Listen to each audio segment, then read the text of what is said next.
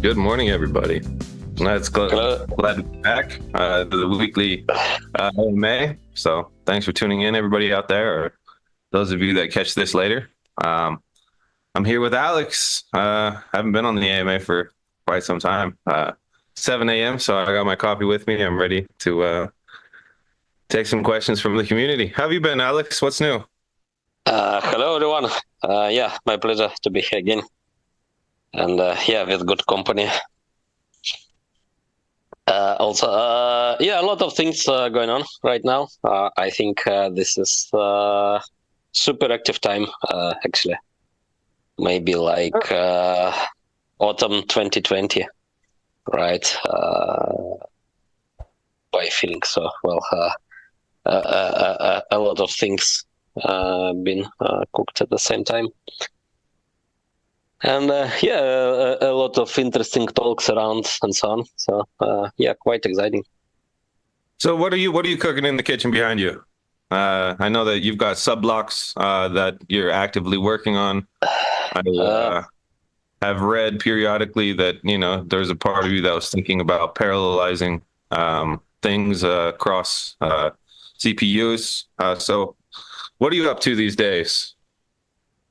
Actually, two reference client releases were done in 2 days just. Today it was 5.0.23. Yesterday it was 6.0.0 Alpha 2, which is actually about including all the functional features, all the functionalities of Sigma 6.0. I will work on activation details for 6.0, making proposals for miners to vote, and also do some tweaks, soft forkable tweaks in regards with validating some parameters, to introduce new parameters, basically to make it's possible in future to vote on a new parameter, so number of sub-blocks per block. So the idea is to make it configurable, right? So to avoid hard forks or soft forks even. When it will be possible to, for example, make it quicker, in opposite to make them slower, right? It depends, right, on how peer-to-peer network would be loaded, and then it will be possible to change peer-to-peer network behavior and performance. Here on the fly, we are just miners voting, so that's quite amazing as well. And in regards with confirmations for DApps, that would mean like tuning block time, right, and other protocols, but also without security considerations, basically, because the block time is still the same, would be the same. Full block ordering block. So I also need to write down things here, and then to make security proof also. So I'm checking security proof in protocols.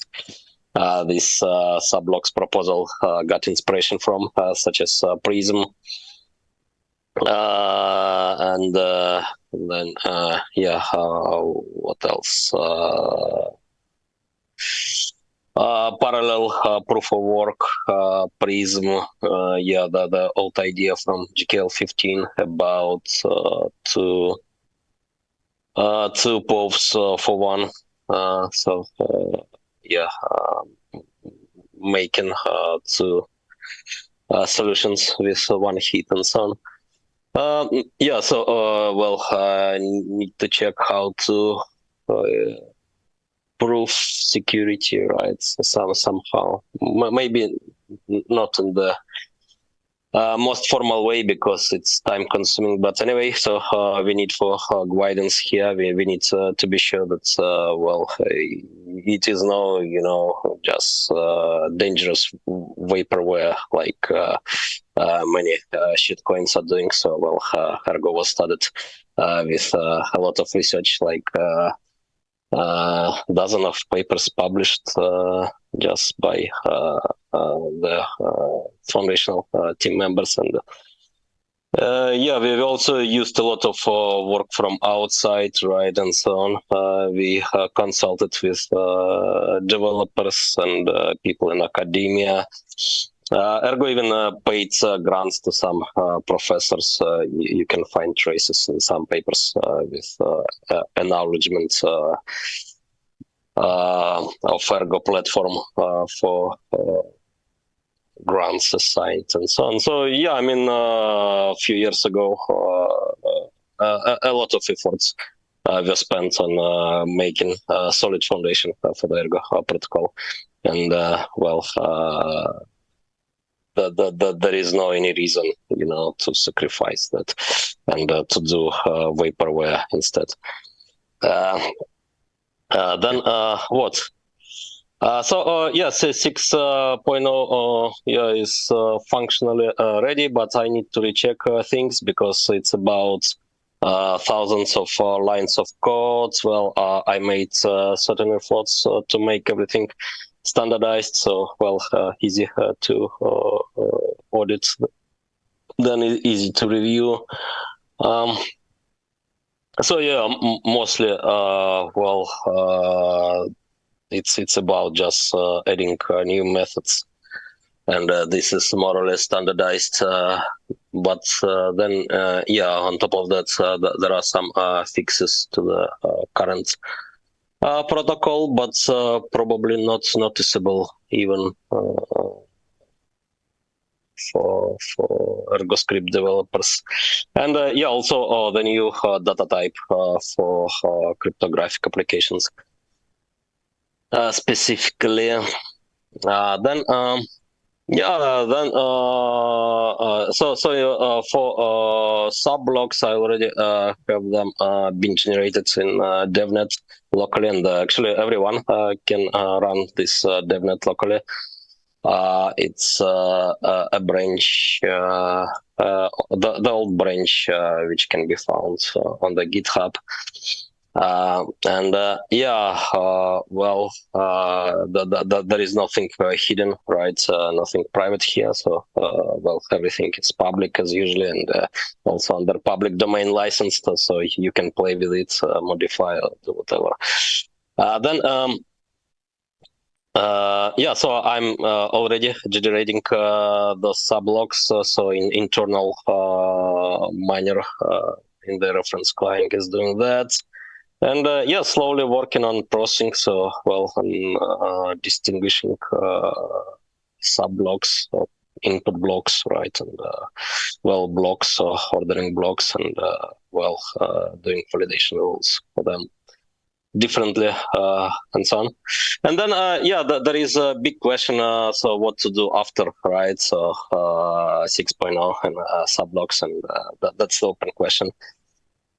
So I'm studying community discussions, right? Because, well, I think, well, developers actually, core developers should serve the need of the ecosystem and also the need of the real world, right? Because after all, that's what does matter, right? So it's well, to me personally, it should be about, you know, playing games in alternative reality, but yeah, making a real world impact. So yeah, well, maybe we can do space on that, or just Telegram chat, but you can drop on the main Telegram group bridged with Discord as well. And yeah, well, discuss there. If you prefer some other ways to communicate, you can, for example, drop an email in an encrypted one. Well, we can do key exchange first, or whatever. So yeah, something like that. So what's on your side? And yeah, sorry, I have to switch my camera off for like a couple of minutes. Okay. Sure, no problem. So what's new on my side? Oops, looks like the video went crazy. I'll give Andy a minute. Perfect. Um, let's see. Let's start with Lethos. The Lethos client, I think, is one of the more interesting development paths long term. When I joined the crypto like community, the ideas around cryptocurrency, a lot of it had to do with unstructured networks, right? And one of the things that I think that Ethereum really did well that led to its success when it was a proof of work project was this idea of public MEV, right? You take like transaction ordering and you take a certain element of profit out of the system, and then you distribute that to miners via mining pool. And so then that added an extra incentive or revenue for miners that really led to the growth of their security wall, right?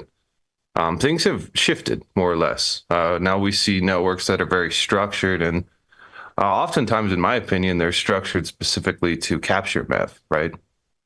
You have some networks where they have this idea of private mempools where you can't really audit how trades are ordered, and it creates a certain, I would call it an attack vector against retail. I guess we see that in traditional markets quite often where you have kings of order flow, right? And those kings of order flow kind of run their own high frequency algos that are constantly reacting to data inputs into the system and extracting profit, right? So we've kind of seen that.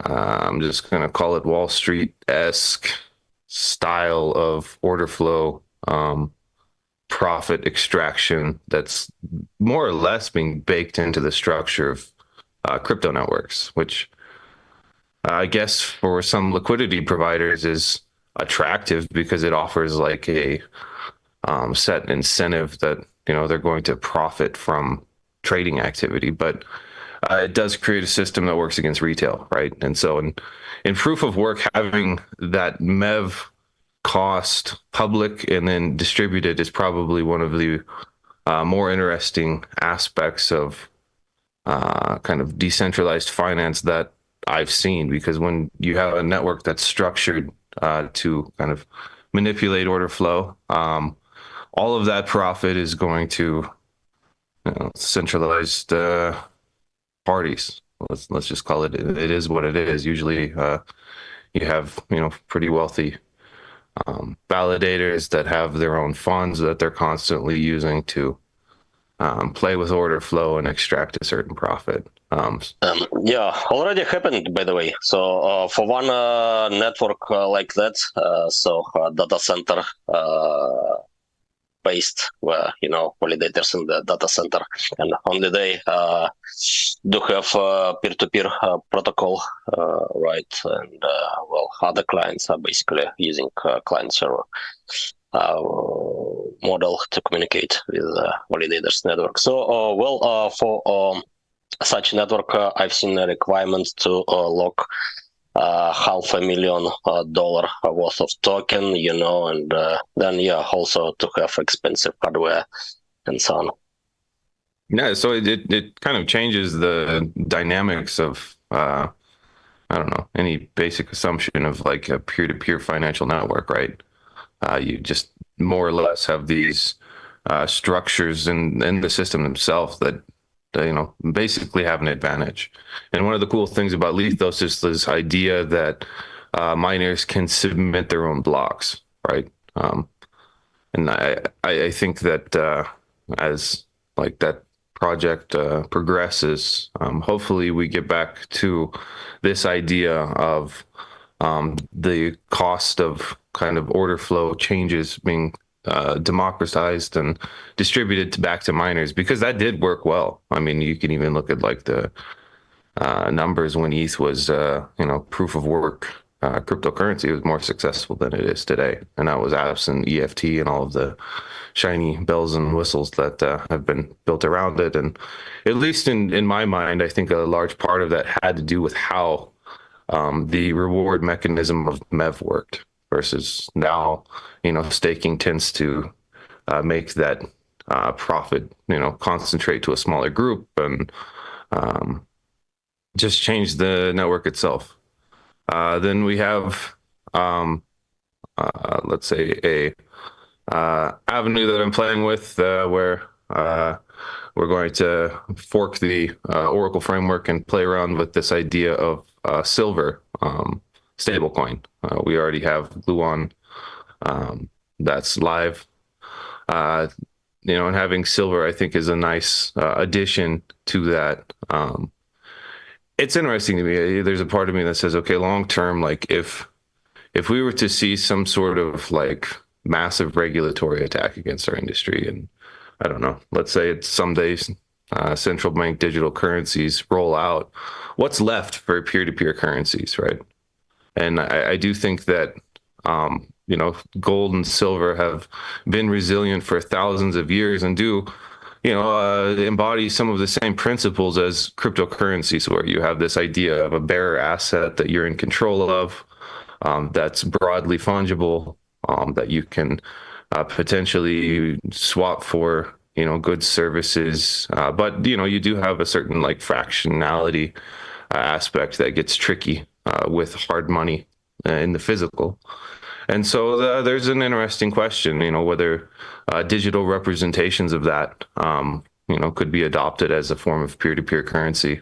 Those of you that have been kind of around the space for a while know there was a company called eGold that was actually relatively successful in kind of the actual adoption of the gold-backed currency. Now, one flaw that it had is it wasn't built on a decentralized network, right? It was built more or less in a single company, and that single company created a single attack surface. And due to its success, it did end up getting shut down due to money transmission, licensing issues, and the same regulatory attack that we see more or less used against the crypto industry today. So I think that creating some sort of potential avenue for people to, swap hard assets for digital assets is a really interesting idea. Personally, I would say we have a nice network of, bullion coin dealers that has emerged naturally globally. And I think that if we could build a product on top of that, that allowed them to extend their margins in terms of the, buy sell side, there's a potential profit vector that would naturally plug onto that business quite nicely. So that's something that I sometimes think about and I would like to kind of create the foundation for. Now, obviously, Rosen is probably the big question many of you are waiting for. We have gone through a public testing round. What that means is we had a bunch of the watchers that already support the network come into a private group. I think there was 38 of them. We created some artificial test token that doesn't have any value. We did a series of tests. We got some feedback in terms of the UI, and so now we kind of have a linear path of what we need to complete before we launch. Now everybody's going to say when, and I never actually like to say when. I know the linear steps it will take to get there, but those are also subject to time and checks, right? So right now we're running final checks. We're trying to update the UI based on some of the feedback that we received. Then what we're going to do is we're going to go through a bulk minting, and I think the Ergo community will be pretty happy with that, the Cardano community as well, where we're actually going to start playing around with scaling the assets that Rosen has supported, right? So until, let's say our current from launch to today, we really have had minimal assets that have been supported by the Rosen framework, and part of that is because we wanted to, work primarily on the function of the system, but we're approaching a point where we can add greater support to projects. And I think that long term, that's one of the unique aspects of Rosen relative to a lot of bridges, is that we have this ability to open up paths to new markets that don't have the same friction that we often see with exchanges and with market makers. Now, those of you that have been paying attention, I think there's even a question in here somewhere about, let's say, the market making firms that got charged recently, which is its own little crazy story, where I guess the FBI and other three-letter agencies are out there creating shit coins and God knows what else, and using that to kind of honeypot and run their own little sting operations on infrastructure providers and perhaps even influencers and marketing companies, etc., in the crypto space. I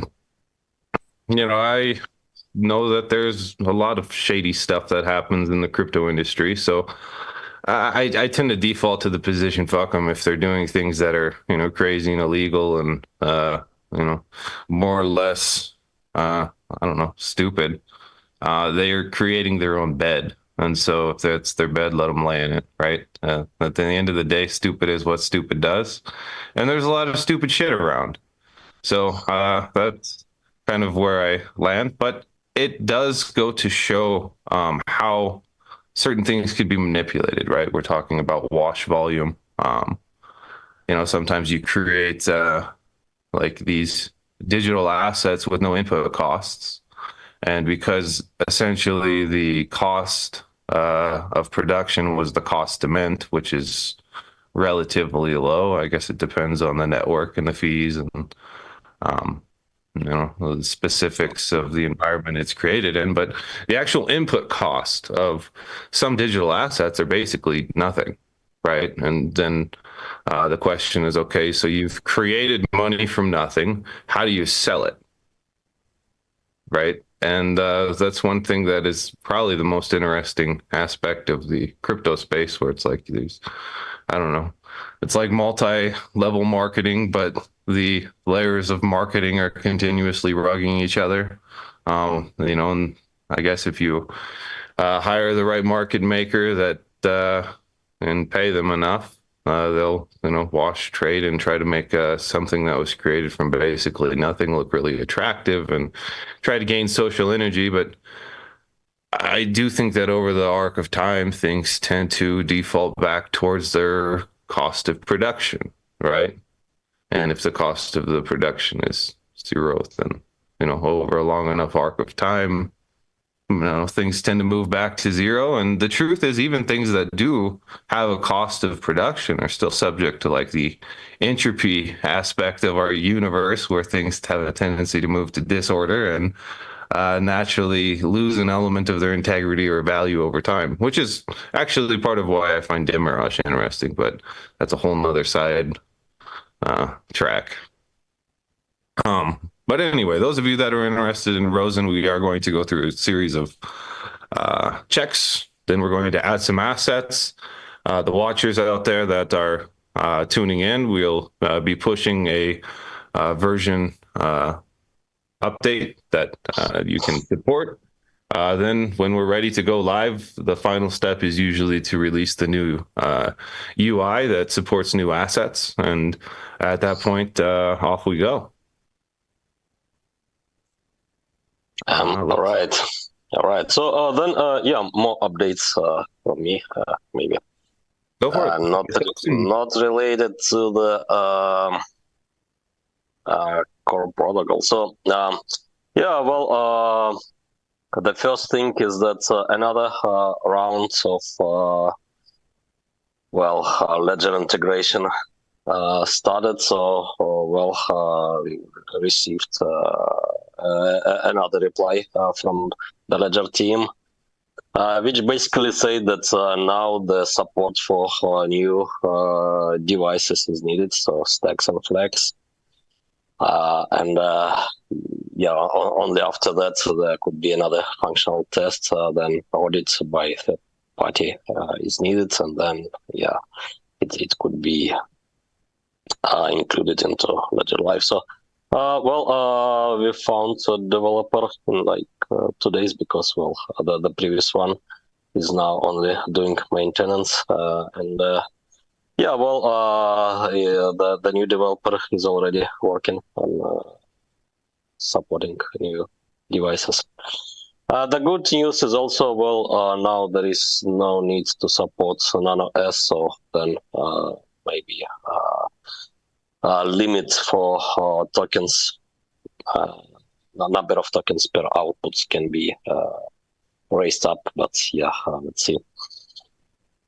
And yeah, now we are looking for Rust developers for Keystone integration. So there is a bounty from Ergo Devs now for that 3,000 ERC. So yeah, well, please contact well me or Kenan or anyone from Ergo Devs now.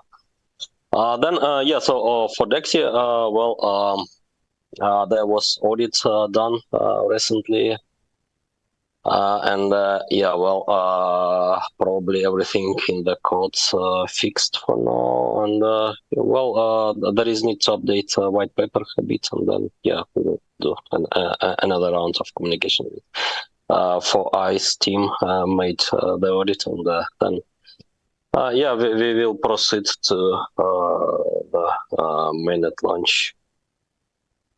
Well, we've deployed actually a lot of mainnet contracts, and well, got some experience on the way how to do things better this time in comparison with what Scala Hub with a bit of my help did with Sigma USD for the tool, which was later used by DarkSide. Following basically a guidance from Scala Hub, who made the first testnet deployments.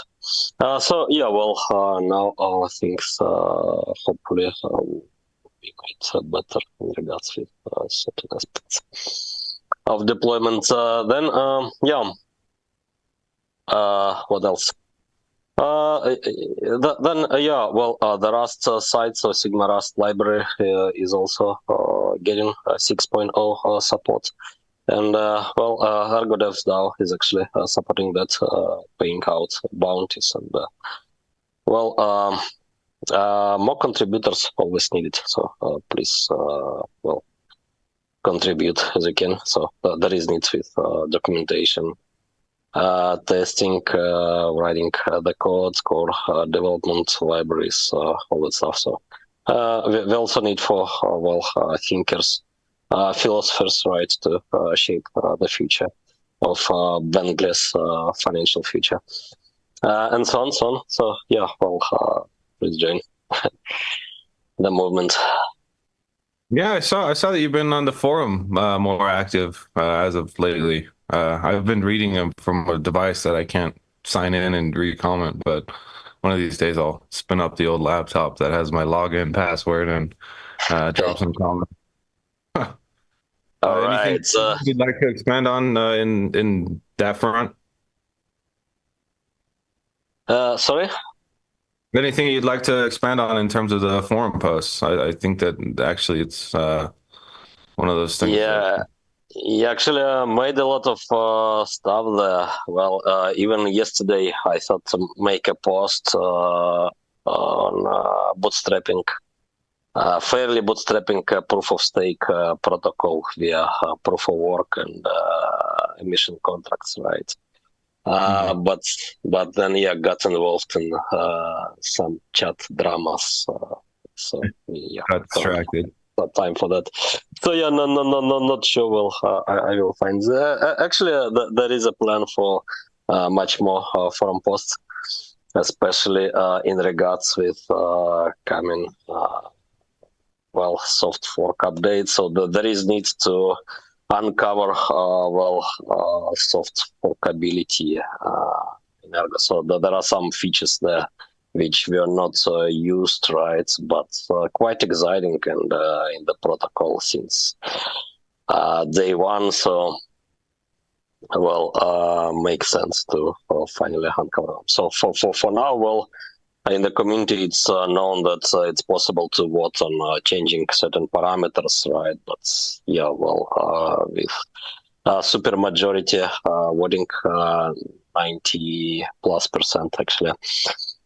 Yeah, it's possible also to modify some non-critical parameters of the protocol. So, well, anyway, you cannot steal money, for example, right? Do whatever in this way.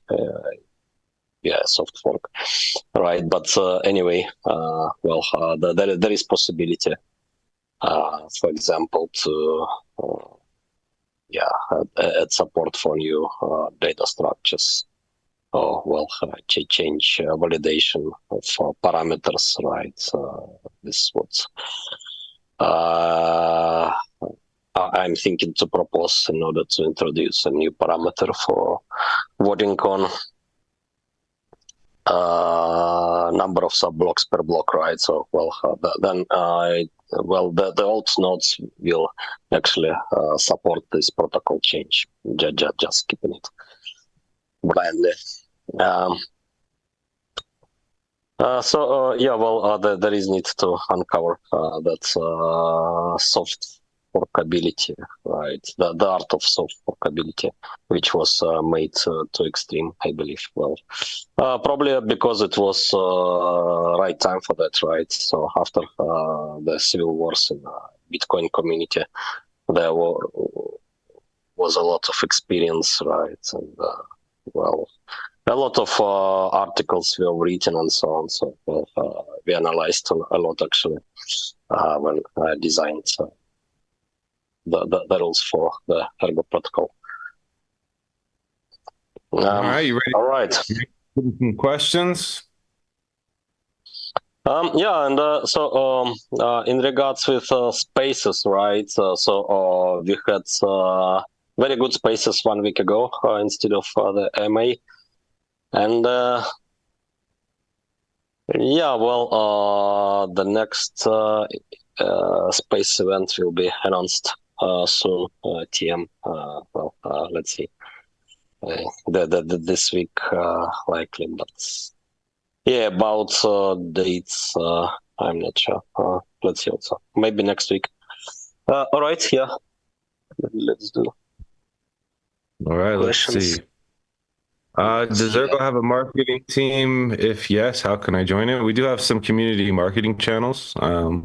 I'm sure if you're on Discord or Telegram and you hop into the main channel and you ask for direction, someone will push you in that direction. Feel free to contribute.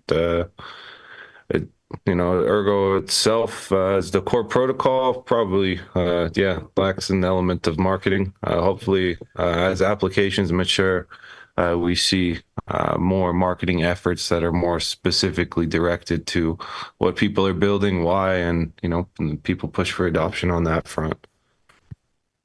It's also very strange, right? Kind of question, maybe for old folks here, because it's I don't know. What kind of marketing Bitcoin has? Definitely, there is a lot of marketing right around. There are some key opinion leaders. And actually, not very many of them probably, right? Who are inventing, really new concepts, right? Others are usually just translating. There are key opinion leaders, influencers, right, and so on.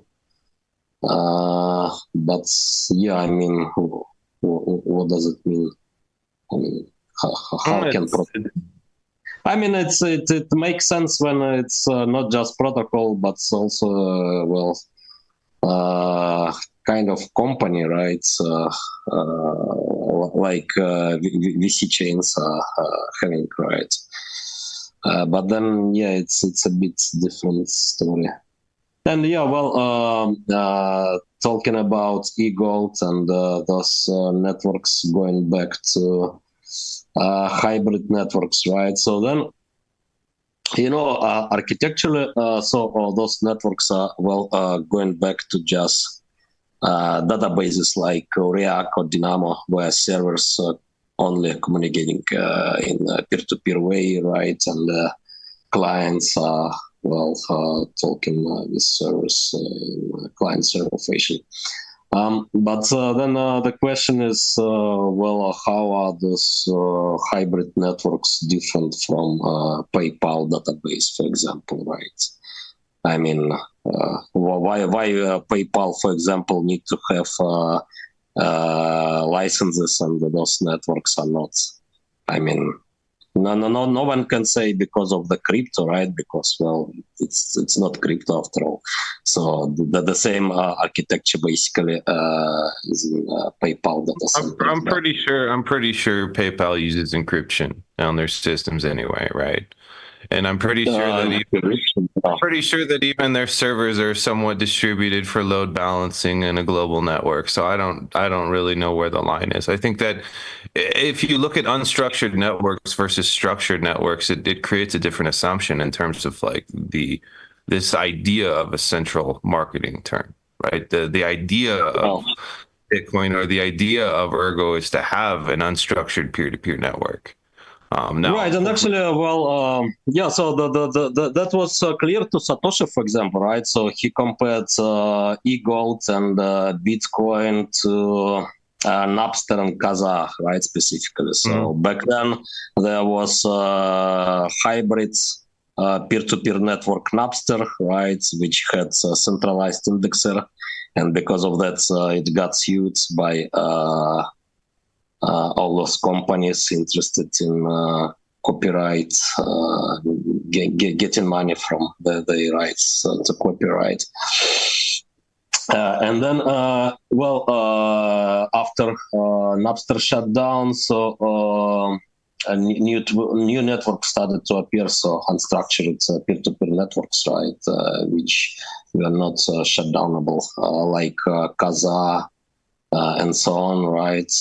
And then, finally, after all, the most popular choice we have now is BitTorrent, right? Which is a bit structured, but it's tricky. So it's not having any centralized indexer like Napster, right? So, and in principle, it's tracker paths could be also run on peer-to-peer DHT table. So it could be kind of truly peer-to-peer.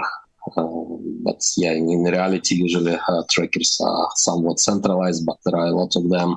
So if you are going to shut them down, so you need to do a lot of work, right? So some trackers were shut down, but new ones appeared. But those networks, the common so-called crypto industry is introducing is basically a new Napster, right? New e-gold, and then there is question why do they have unfair competition advantage over PayPal, for example? Because I'm pretty sure PayPal is also using in encryption and consensus protocols, probably maybe not Byzantine, but they can use Byzantine. What could change? Nothing. I mean, the distinction is not there. Yeah. And with Byzantine agreements within PayPal data center, it's not different from all those networks, you know. So yeah, is what it is. All right, next question. Why is Rosen asking for more funds from Cardano before completing the previous ETH launch promises? Because the funds are structured forward, right? You know what? My hope is with the latest funds that we've proposed is that we offer projects an alternative path to stablecoin rich environments, right? And I do think that the space is probably going to see some structural changes in the next couple of years, where you start to see more direct rails built on top of ecosystems rather than coming through kind of third parties. Now, I do know that like Coinbase has a pretty dominant grip, let's say in the stablecoin market. But it's fascinating. I think what's going to happen is you've seen Tether just print a massive profit margin, right? And that type of profitability based on the amount of resources and employees they deploy is going to wake up a lot of banks, and we're going to start seeing let's say more traditional actors considering moving into that market because it's profitable, right? It's a good line of business. Tether's just kind of shown that.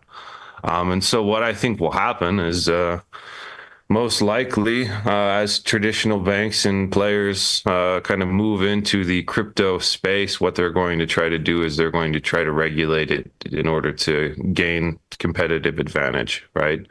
That tends to be what happens is they use regulation somewhat as a weapon to increase the cost of entry. So they narrow the field of competitors and they retain kind of their dominance, right?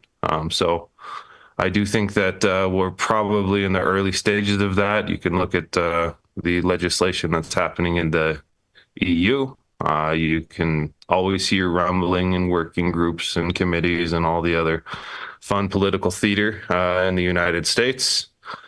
So I do think that at some point we'll probably see more rails that are on chain and regulated, and I think we'll probably see a split where you do have this idea of decentralized stablecoins that are, let's call them quote unquote non-compliant, but again, because they exist in an unstructured peer-to-peer network with smart contracts, they're going to be very difficult to actually stop. Now, I do think that projects that are going into, let's say growth and development on the market side need to look at the costs and considerations that come with listing with centralized exchanges, right? First is there's a lot of upfront costs that they have to go through. There's legal aspects to that. There's listing aspects to that. There's marketing aspects to that. And oftentimes that comes with a pretty heavy burden depending on the actual tier or, let's say, size of the exchange. Then you also have this idea of liquidity requirements, right? You can look at market making is not free. The liquidity provisions that are required to stay actively listed on exchanges are not free. So then you have this upfront cost as well as this overhead that you have to carry monthly to pay someone to manage the books and stay within the liquidity requirements of exchanges. And those costs are relatively significant, right? Now, users oftentimes don't see that, right? They'll say, oh, when Binance, but they don't understand the listing cost of how much a project would actually have to pay Binance. They don't understand that there's a certain liquidity requirement, meaning funds from the project have to exist and stay within that exchange. And then you have this idea of, market making, volume generation, which sometimes is just fake, right? And then you can look at the market making charges that dropped yesterday. A lot of them were just artificially generating volume. And they do that to try to make traders say, oh, look at this new sexy asset, how popular it is. And I'm going to, go throw some money at it, which is, it's, I don't know, it's its own interesting thing where sometimes it's like attention follows money. And so if you create this like artificial illusion of money, attention tends to follow, right? That's kind of like this attack vector that it's been around, but we're kind of seeing it naked and stripped in some of these allegations. But if projects on Cardano would like to, reach stablecoin rich environments without the high upfront costs without the carry costs and retain an element of their capital for development, as well as have lower cost liquidity, lower cost maintenance. That's why we built Rosen, because that's something that kind of frustrated the Ergo Foundation because we were poor, right? And so due to that, we came up with this idea. Why don't we use stablecoin rich environments and other ecosystems to create more transparent and lower cost access to markets. So I think that as we launched ETH, we did receive some funding and support from the Cardano ecosystem, and I would like to try to return that favor in kind and support Cardano projects moving to Ethereum, so they have this ability to potentially balance some of their capital across stable coins or a variety of assets, as well as potentially build depth and liquidity on markets, which allow them to potentially grow in a new ecosystem, right? Like there's this idea that blockchains are competitive, and there's an element of truth to that, but I don't see much difference if you're able to retain the integrity of tokenomics from using, let's say, other systems as markets, right? I don't see much difference from using like I don't know, let's say Coinbase versus Ethereum. They both have a lot of capital, a lot of liquidity. The trust assumption is ultimately going to break down to some federated multi-sig in Coinbase, and Rosen has the same. And Rosen's, you can actually see it, and the community is continually auditing it. Versus in exchanges, you don't see anything, you don't understand the order flow. A lot of the properties that you get are just invisible. So I think that there's a potential for more transparency and security in that sense. Now, it's true that, when that's done poorly in bridging, it's subject to attacks, but the same is true with exchanges. We've seen some massive exchange hacks, which ultimately is the same like attack surface. So hopefully, if the Cardano community is interested in, expanding across stablecoin rich environments at a low cost, Rosen is something they consider. Let's see, next question. Why is Dan promoting Zengate to the Cardano community and not mentioning of Ergo anywhere? I've never known Dan not to mention Ergo, but he's trying to build his own project, right? I would say that Dan's incentives to build Zengate, are his own, right? And so I'm not going to complain. I've never known him to hide his affiliation with Ergo, and I've never known him not to invite me to his table or talk about what we're doing and the benefits of why we're doing it, and talk about why part of his protocol is built on Ergo.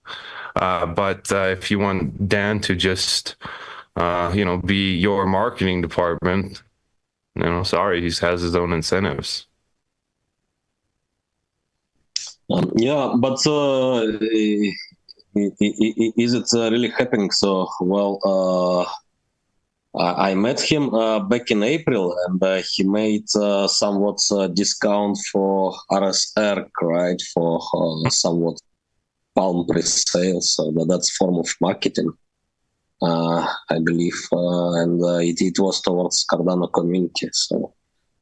Yeah, I'm not quite following, so I cannot I don't know, calculate percents of Ergo related marketing efforts and compare with normal level, because all it doesn't make sense. But well, from what I see, but again, I'm not quite following. There are some marketing initiatives, like providing a discount for RSR.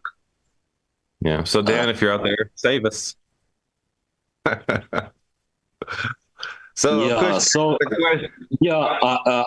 will meet Dan soon. By the way, I'm going to visit Dubai in late October, so there will be Cardano Summit, as well as so some other events.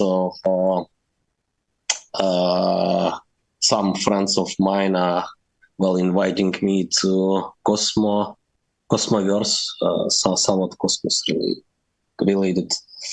And then, there will be somewhat big conference, blockchain, somewhat in Dubai, and also miners conference in Abu Dhabi, Bitmain organized. So, like 4 big events in like 5 days, something like that. The Dennis going to present Zengate there. So I can attend the talk and calculate frequency of the Ergo term in his speech. But I don't quite know what to do with those numbers stuff. Oops. So I got a question for you, Alex, if you're still there. Fun. Looks like the next question was what happened to Dexy Gold. I'm not involved with Dexy Gold, but I believe it's actually being audited. I'm going through a review from Four Eyes, which is some Ergo developers that have spun up their own, let's say, auditing firm to assist projects with Ergo script implementations. That would be MGPy and LGD. Done some awesome work. So perhaps you can hop in and get some more information from them.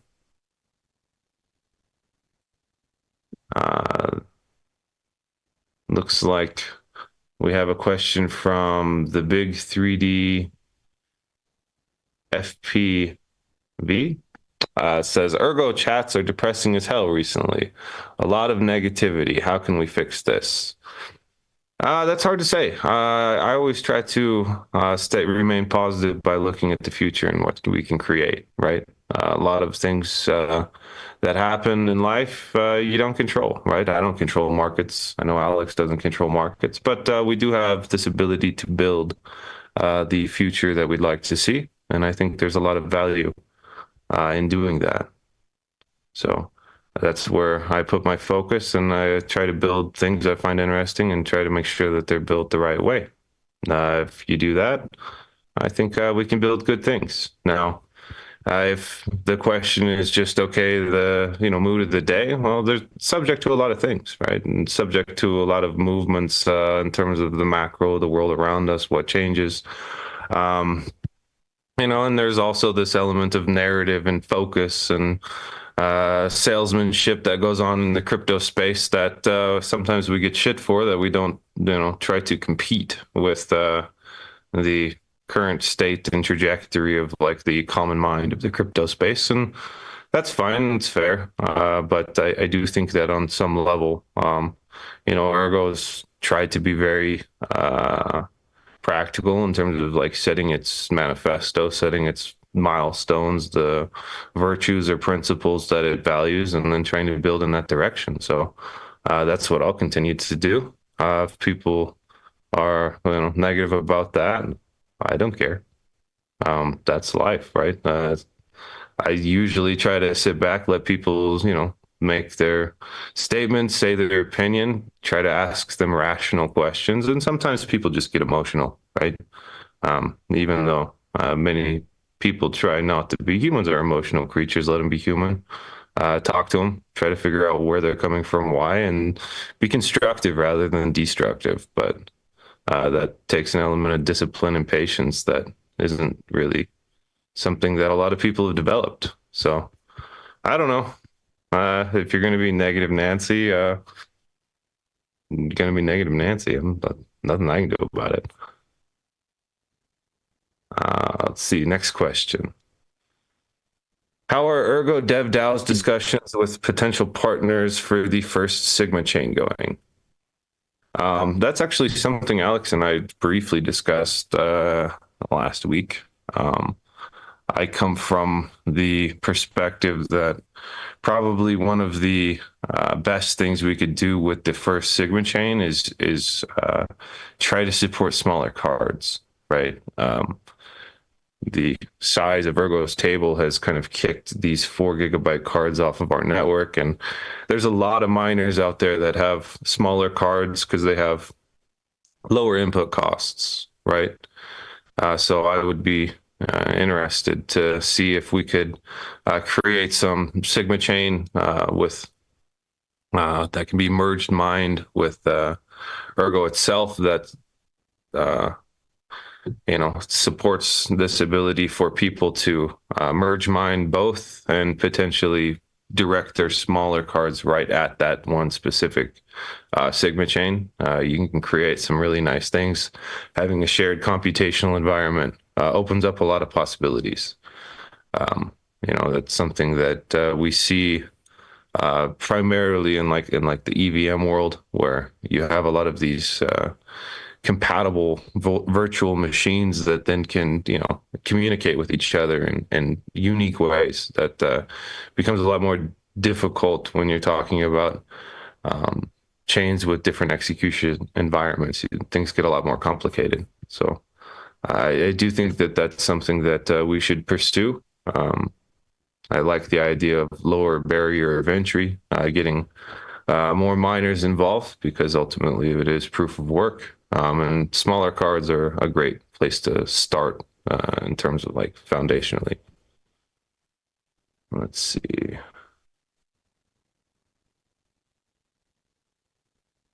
Yeah, we lost Kushti. That's all right. Kushti, do you believe Uniswap will be the biggest exchange for Ergo? This goes back to the point I was trying to make earlier in terms of stablecoin rich environments. In terms of the net capital and the net amount of users, Ethereum is larger than any exchange, right? As a network, Ethereum is larger than any exchange, and it's not siloed, right? So when you have an exchange, you have a siloed user base, which, let's see how, accurate those numbers are. Exchanges will give them to you. And then the question is, okay, of those, users, how many are actually active? And you get a smaller subset.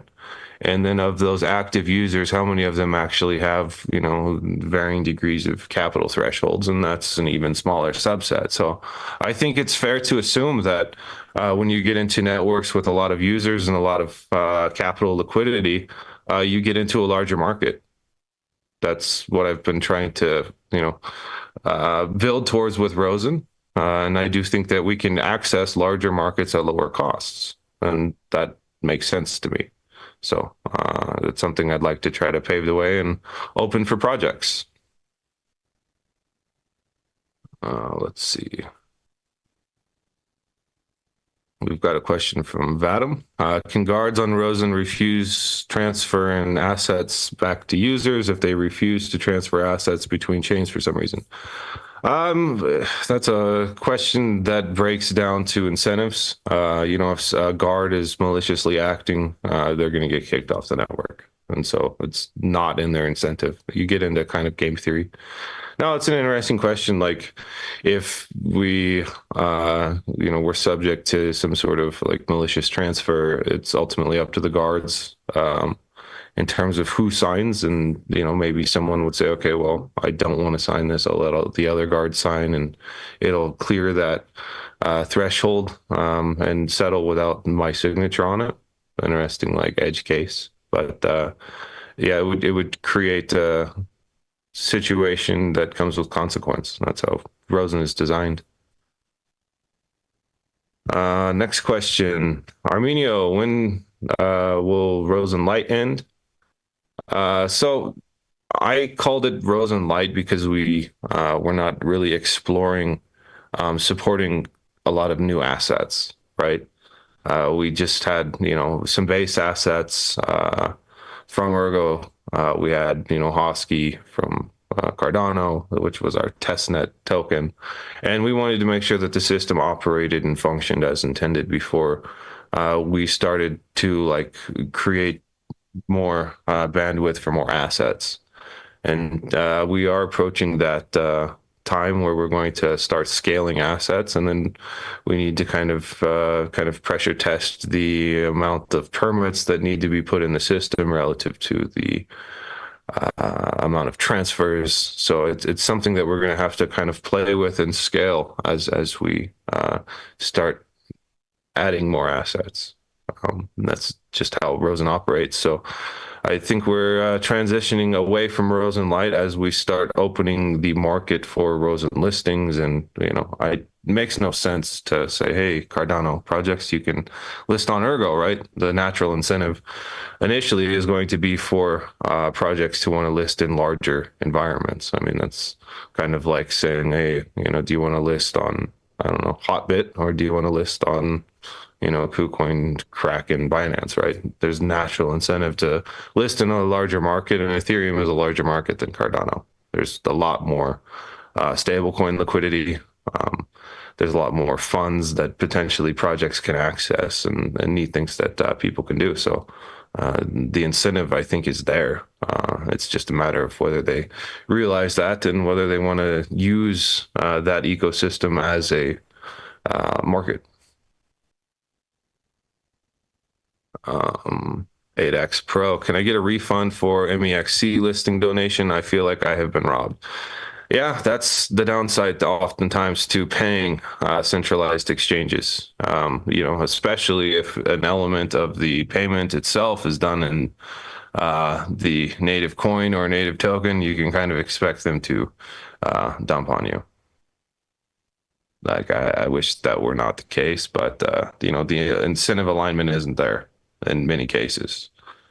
Especially as we get more into this idea of, exchanges are seeding projects, and then they're listing the projects, and then they're selling assets at way higher than their seed price. It's profit extraction. It is a business, okay, but the incentive alignment isn't really there. And ultimately, I think that one of the reasons why we're probably going to see stablecoins directed more on chain itself is because the reputation of centralized exchanges and being stewards for high quality digital assets, they're rugging themselves.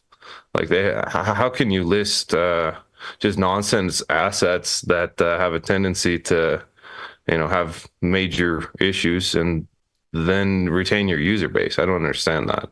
Like, in terms of like a mass adoption, I think they're going to end up making their own bed. It's just honest. I look at, we've got new animal coins, so I sometimes call them a digital zoo. So I don't know how long the digital zoos will last, but I do think that this idea of stable coins and providing them into decentralized environments there's a lot of value there. There's a lot of demand there. So I think probably we'll shift away from this idea of central exchanges in time, and we'll see things that operate more on networks themselves. You can look at like USDM on Cardano is one that, it operates on Cardano. It could potentially be ported to other blockchains. I think that makes a lot of sense from a design perspective.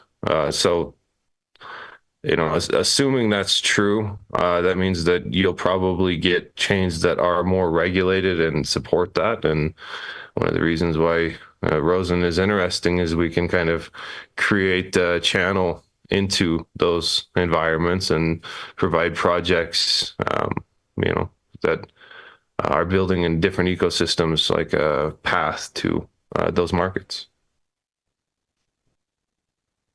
Let's see. Hello, is the Ergo chain still alive? Last I checked, we're still making blocks. Let's see. Any interest in being partner chains with Cardano?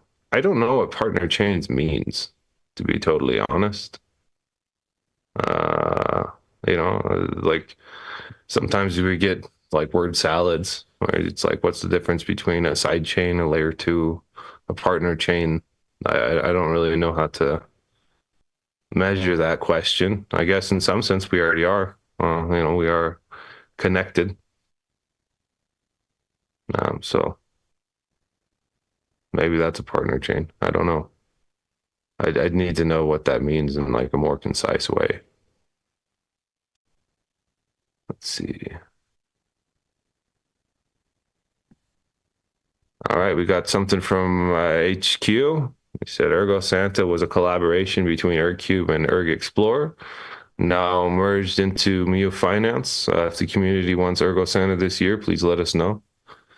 Yeah, it's some great stuff happening with Mio Finance. I'm excited to see what they're working on. They've done a lot of, infrastructure work around Erg Explorer is really a nice instance. ErgCube is a great aggregation site.